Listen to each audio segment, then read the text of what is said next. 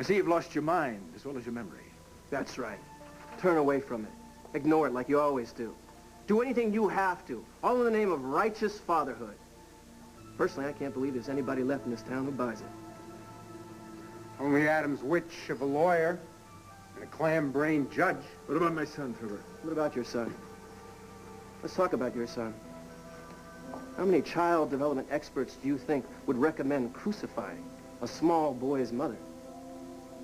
How do you think Dr. Spock would feel about seeing your mother run off the road by squad cars? He'd relish the idea. Are you suggesting I give up? No. What I'm suggesting is that girl's given up everything she has and everything she ever will have just so she could give your son the kind of love he really needs. Everybody in this room thinks she deserves better than an APB for her trouble. You're making it sound like I'm going after her with a .45 and a pair of handcuffs. Keep in mind that I'm dropping all claim to custody. Yes, so all this hysteria is kind of counterproductive then, isn't it? My son has disappeared. What do you recommend, counselor? We link hands and pray? No, I recommend we file for a continuance on the custody hearing. That's what I recommend. Are you deaf? No, and neither is Judge Carson. And if he hears that Dixie and Brian are on the Judge run... Carson is irrelevant. I am dropping the custody suit. No, you are irrelevant. This isn't just about you, Adam, damn it. This is about the legal system. Now, you went out of your way to grease the wheels of justice. All right, now they're turning, and you can't expect them to screech to a halt because you've changed your damn mind. It doesn't matter that I'm dropping the suit. You made a last-minute turn. So what? You put it in our hands, you take it out of your hands. Dixie could be cited for contempt of court. She could get fried. Yes, that is exactly right. So it seems to me that you've got two choices, Adam. Either you can back off right now, or you can turn a crisis into a disaster. So what's it going to be?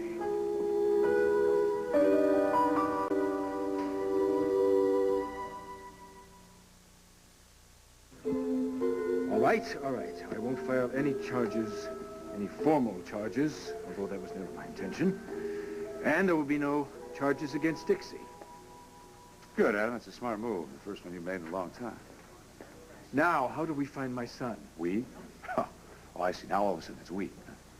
Adam Chandler, asking for advice. Well, if it weren't for Dixie, I'd spit in your face. Be my guest, spit away. I'm doing everything you've asked. What do you people want from me? Well, to start with, a little understanding regarding Junior's living arrangements would have been nice. A little care and concern about his mental well-being would have been good. But no. I mean, your priority is that you call all the shots, isn't it, Adam? What do you think? How's it feel? That small, helpless feeling pit of your gut. I've given up the custody suit. Why doesn't that mean anything? Oh, I don't know, Adam. I guess it has something to do with your impeccable timing, that's all. Fine. Browbeat me all you want. That's not going to help me find my son. I guess we go through unofficial channels. Is that it? That's right, Pops. It's the only way to go. I can start a private search. Not again. Listen, I don't need your help. I can do it fine without Wait. This doesn't mean that we can't pitch in on, unofficially. Roger. We'll find Dixie and Junior if we all have to change our names and go underground to do it. Adam, if I were you, I'd call my lawyer. Yes, the continuance. Yes. I'll call the press. And I'll be back if you hear anything. Yeah, we'll do. Go. I need to use the phone. Right over there. Come here.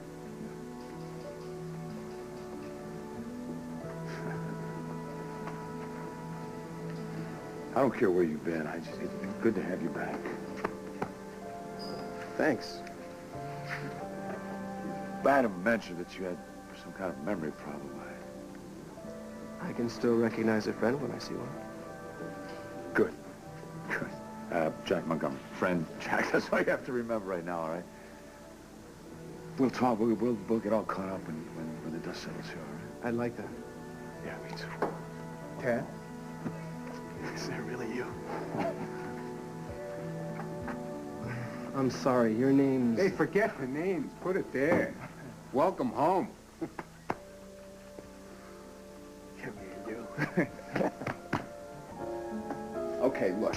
Dixie's got roots in West Virginia, so they'd never go there. It's too logical, too easy to trace. Brian has family in Kentucky, so again, they're not going to go anywhere near there. Okay, look, think woods, nature, trees, okay? Maine, Vermont, the Outer Banks of North Carolina. Not. Why not? Because it's the same as the Kentucky thing. Brian is not a moron. He knows that we will eventually show up in every woodsy area. So he's gonna head someplace that he hates. And Brian majorly hates... Tall buildings. Brian likes to see the sky. Narrow streets. Brian likes space. Crowds, that's it. You're thinking... The city. Brian hates the city. He says they are death. They swallow people up. And what better way to vanish? Than to be swallowed up. Let's go. It's not that I don't know you. I mean, I know that I know you. I just don't know how. No.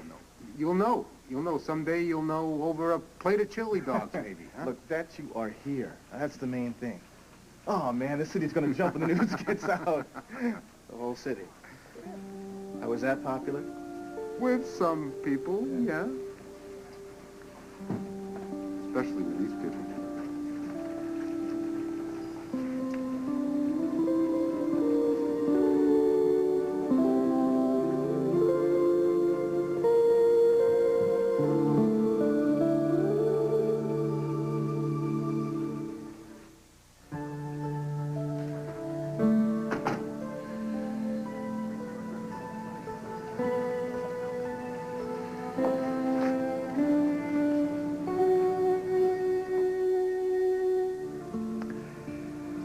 Hello.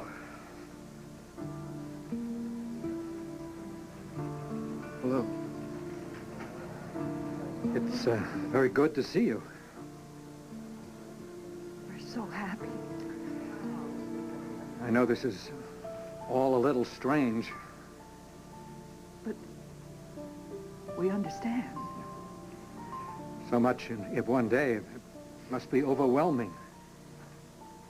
Everything is going to be all right. We just want to welcome home.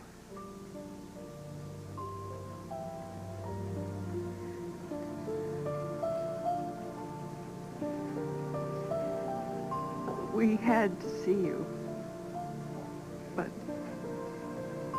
we won't stay long. In spite of what you've been through, but you look wonderful. Wonderful. That face is...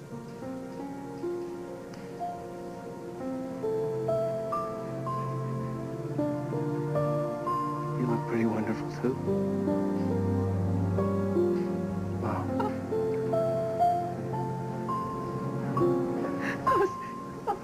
Dad!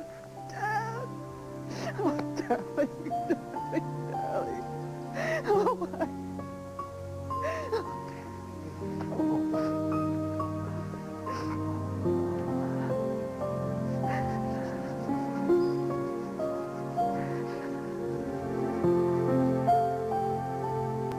Did I ever manage to clean the garage? I.e., the garage isn't going to clean itself? How many times did you tell him that? Well, I don't think any more than 1,000. Do we have a Christmas tree ornament with, it's an angel, yellow hair with pipe cleaner wings. It's about yay big? Yes, we do. You made it? You made it in the 4th grade. It was the first present you ever gave us. And we've been hanging it on the Christmas tree every year. And this year we hung it on Dixie's tree, and we thought about you. I thought about you, too.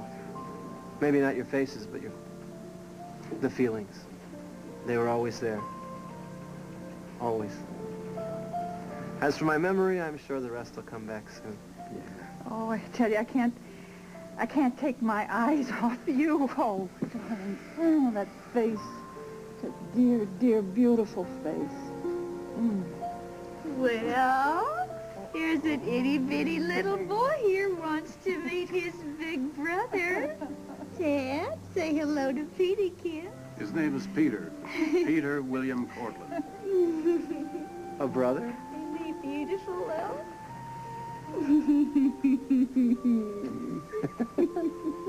Hey! He's about the only one who doesn't know who I am. Well, 2 mothers, a father, a new brother. You, Palmer. If this family gets any bigger, we'll need a parade permit. I've retained one of the biggest investigative firms in the country. Breedlove, Milgoo, Sharp. What do you know about them? They're known for their discretion. And you're nuts. Why don't you shut up? We're welcoming Tad home here. It's party time, not business time. Comprende? I'm not in the mood for a homecoming party.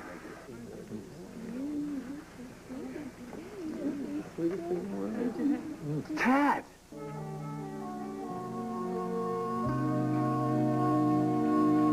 I know you, Mr. I changed my mind. Say what? Our only walk-in client, right, rejects us on the spot. Unreal, man. You were the guy? You were in our office? He would have hired us, too, only he didn't like my face. I What, are you like crazy? your face plenty. I just thought it was a little young for the job.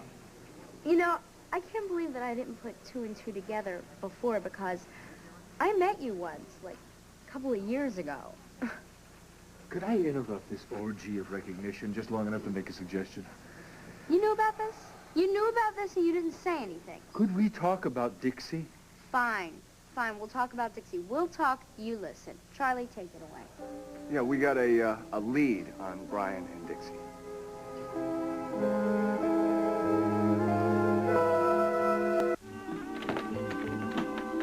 Finally get the heater fixed and then the window power goes out. Come on, Shane, get in here. Come on.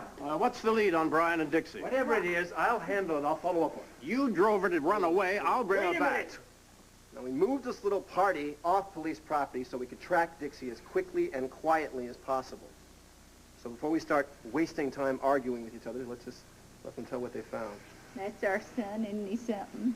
So, what do you got? Positive ID. Really? Yeah, first, by process of elimination, we set up a most probable destination. New York City. Since we had a pretty good idea of what time Dixie and Brian left with Junior, You got an ETA on the bridges and the tunnels. right, we got very lucky. We went to the George Washington first. We started flashing pictures of Dixie and Junior to all the toll booth collectors. Second guy we hit, jackpot. Yeah, he remembers Junior waving when they went through. New York City. We're sure of it.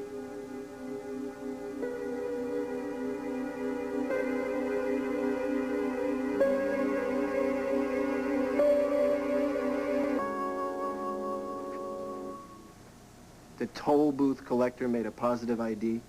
Yes, he remembered Brian after we described him. Yeah, so we have them pinpointed crossing the GW Bridge this morning.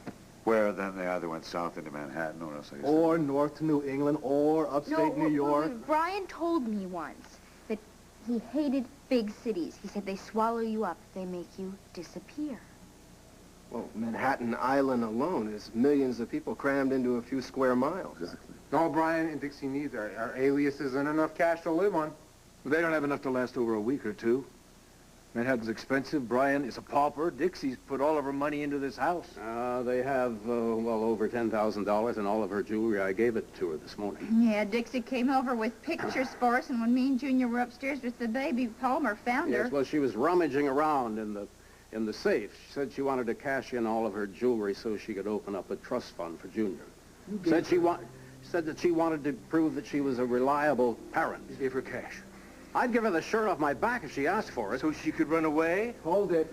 You bankrolled this whole fiasco. You're blaming me? I said hold it. Shut up. I'm running an ad campaign. I'll plaster photographs on every telephone Go pole. on television and tell her that I've dropped the You know what custody. you're saying? I'll take a full-page ad out in the... What it costs, I'm not going to let my son go underground in a dangerous city. Well, they're not going to be underground any longer than we can help it. I will do anything to get those people Gentlemen, back. not hear a word that was said at the police station.